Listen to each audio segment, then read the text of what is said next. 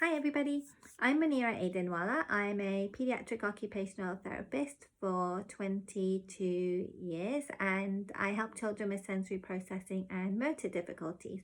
I also help parents help their kids through parent consultations and online trainings.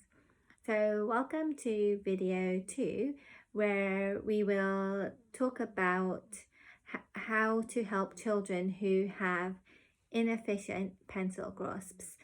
And if you haven't seen video 1, please go back to it because that is where I talk about the foundational skills for writing a bit more.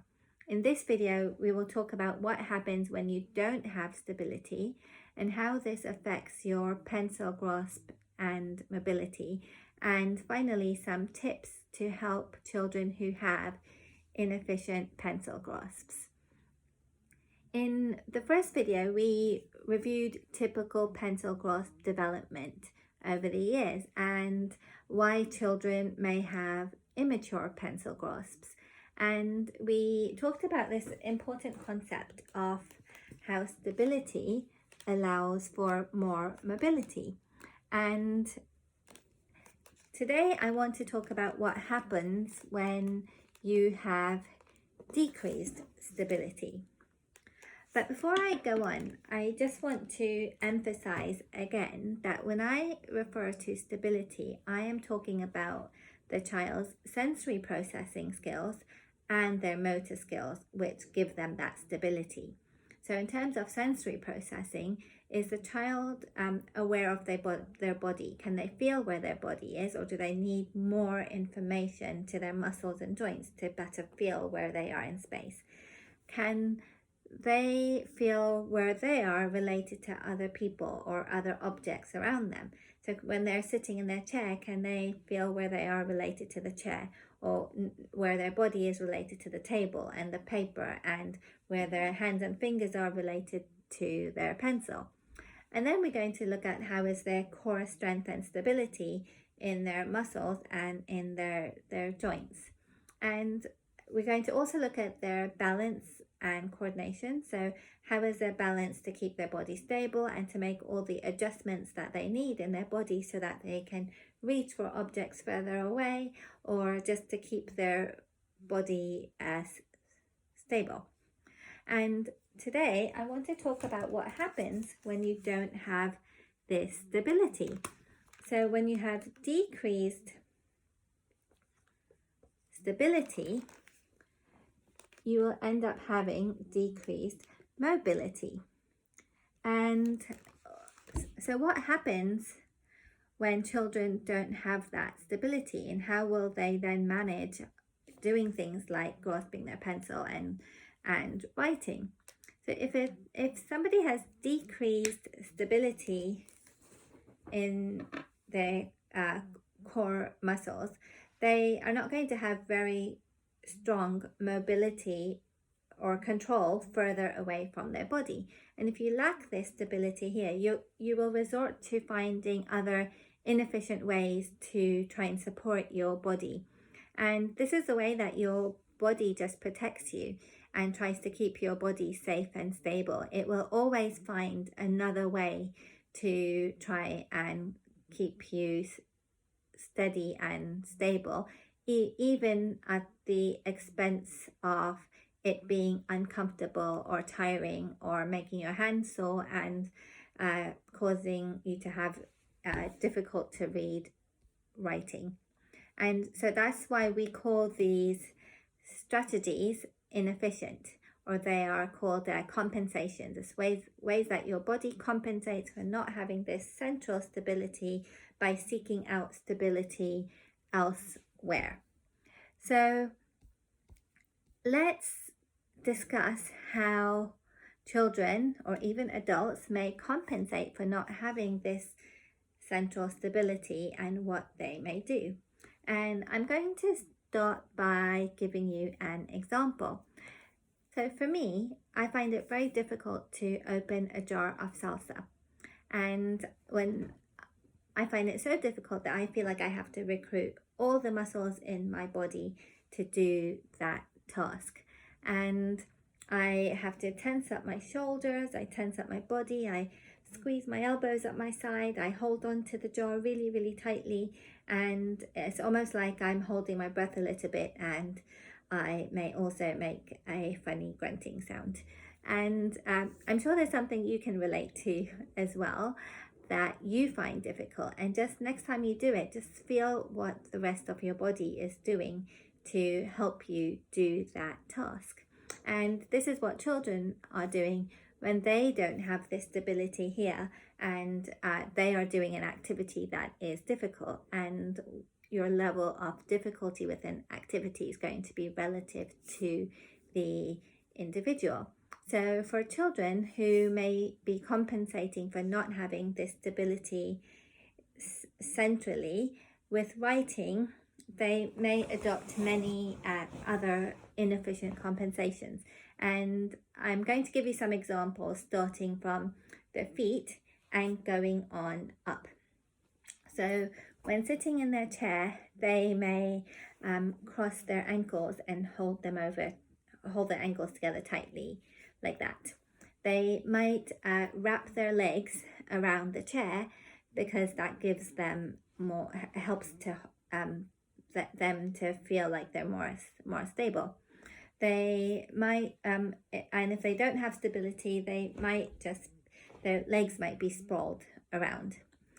Now, moving up the body with their core, you might see them be quite slouched and trying to really hold themselves in this position to be stable, and because they lack the strength and coordination to be more upright.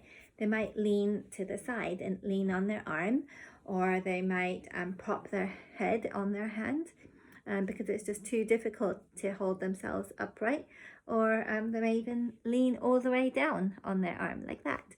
And if we're moving further on up the body, children may hunch the shoulders or tense their shoulders, and they may lock their elbows at their sides, and just like I was doing with that jar of salsa, and they may hold onto the pencil really tightly with their fingers because they don't have stability here, so they're trying to get it over here. And this is an indication of not having the stability somewhere else. So how does this look in their pencil grasp?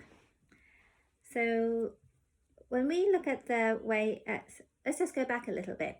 When we look at what we call inefficient pencil grasps, these are grasping patterns that are not necessarily on the chart of norms of typical pencil grasps. These are grasps where children are using these inefficient strategies to get more stability. And I'm just going to describe a couple of them here for you. The main ones that I see. One of them is called a thumb wrap grasp, and it's basically where the so the thumb has all these muscles over here that keep it really steady and stable.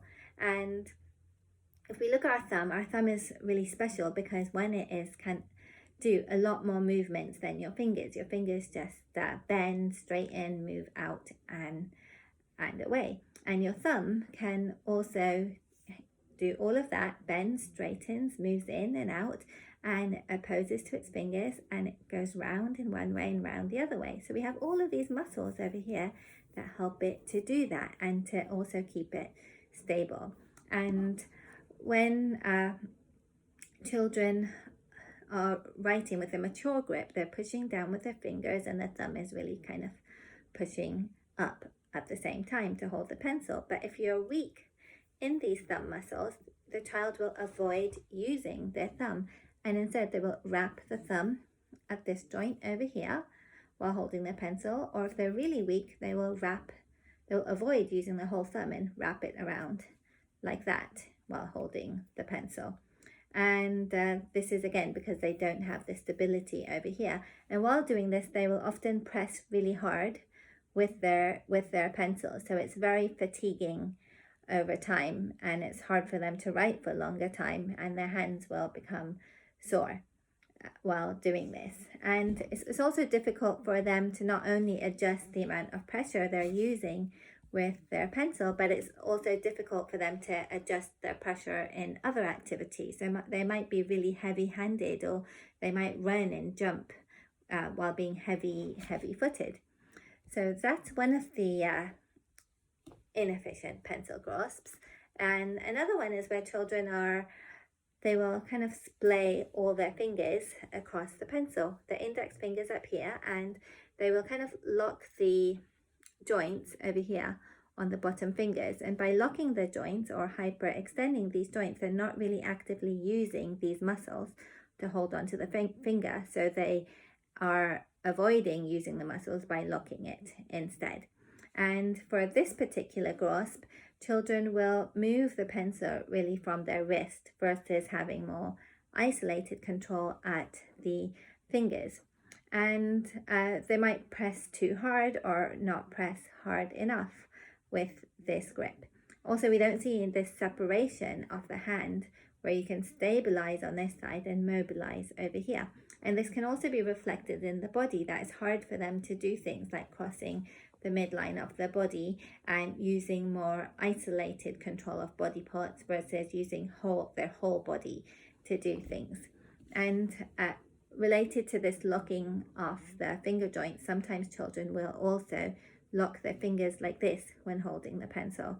So these joints are hyper extended